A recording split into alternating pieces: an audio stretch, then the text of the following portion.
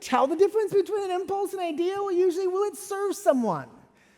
Will it serve someone else? Those are good directions. You should follow those, right? And I mean, it can be a win-win. It could serve me and other people. That's okay. But if it's just serving you, it's probably just an impulse. It's going to waste time for you. And so part of protecting your heart is understanding the difference of the things that God is saying to you and the ideas that are coming from him. Because he actually moves through your ideas. He creates good. That's what dreams are made of. There's things that God puts in your heart that just seem like, wow, this is possible. Suddenly it's possible. He puts hope in your heart to do those things. And those are a way that you can actually move, but sometimes it's difficult, right?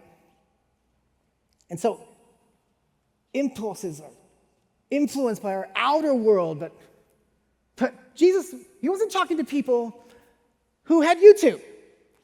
You know, it doesn't matter if you go to a mountain and live by yourself in a cabin, you're still going to have issues to see. It's not just your outer world. It's not just protecting your heart from the outer world. Your inner world is just as a mess. Your heart finds its trouble on its own. Your heart gets into trouble. In fact, Jesus says this. In Mark 7:20, they were talking about unclean food. All these very religious people were making fun of other people that didn't eat the right things, and they called them unclean. And Jesus always got into fights with religious people, which I love that. And he was telling them it wasn't just your outer world, it was your inner world. He says it like this. He says in Mark chapter 7, verses 20, he says, "It is what comes from inside that defiles you. For from within, out of a person's heart, comes evil thoughts, sexual immorality, theft, murder, adultery, greed, wickedness, deceit, lustful desires, envy, slander, pride, and foolishness. All these vile things come from within. They're what defile you." Now, wouldn't that make a great greeting card?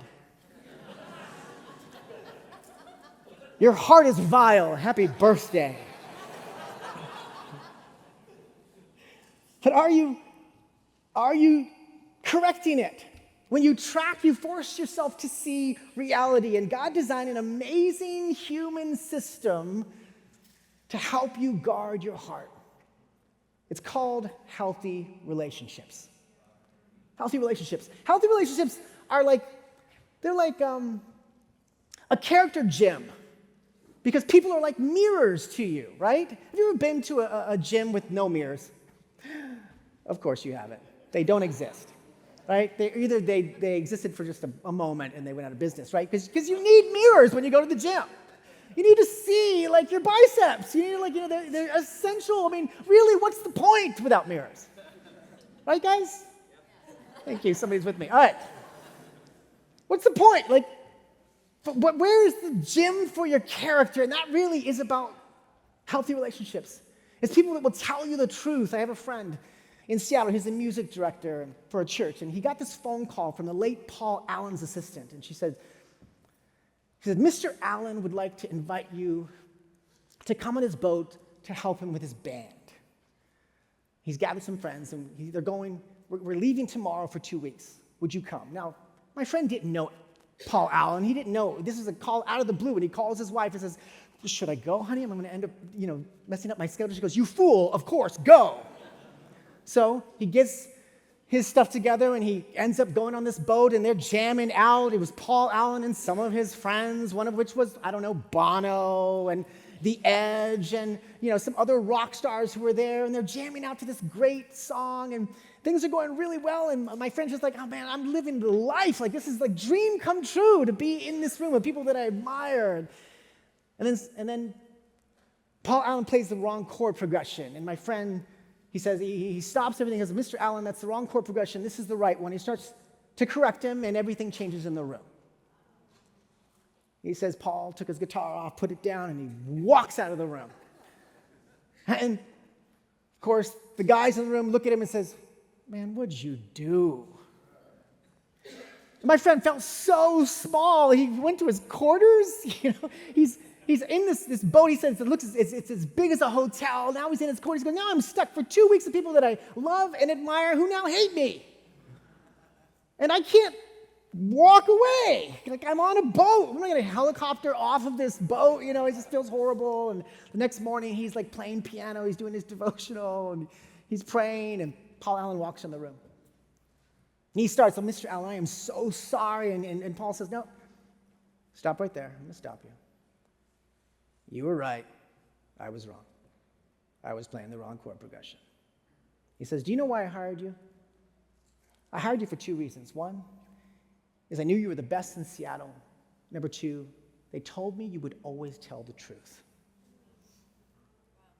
Now, Paul Allen, he had the integrity to find people who would tell him the truth, even when in his world he didn't have that. And he told my friend that. He says, "See, when you get to my level, people don't tell you the truth anymore. And if people don't tell you the truth, you are in great danger in your life. You have to find people who will actually speak words that are true in your life." And that's part of how God designed us to actually be corrected, to correct our hearts and to know we're going the right direction. So you guard your heart by protecting, and you guard it by protecting. And you understand that relationships can reveal our character. And how do you do that?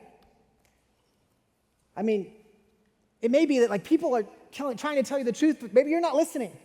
Or maybe you're not approachable. You've been in that situation where like, hey, I'm doing everything. If people want to tell me the truth, they can tell me the truth. It's up to people. If people are too scared to tell me the truth, that's their problem. Okay, that's a problem. Okay? And so I created like a couple workouts for this gym, just to be like really practical, just good place, scary questions to ask that might help you. Feel free to ignore these if you don't want. Good character questions. Number 1, how can I be a better friend? Or substitute, leader, father, husband, ask people around your life. Number 2, real practical. What makes it hard to trust me? I know, right? I told you. These are heavy lifts. These are heavy. Number 3, is there something I may not be seeing that is hurting our relationship? I dare you. This week, ask these questions to somebody that loves you. See if you'll begin to get more of the truth in your life. And so those are just a couple workouts to help you. But now what?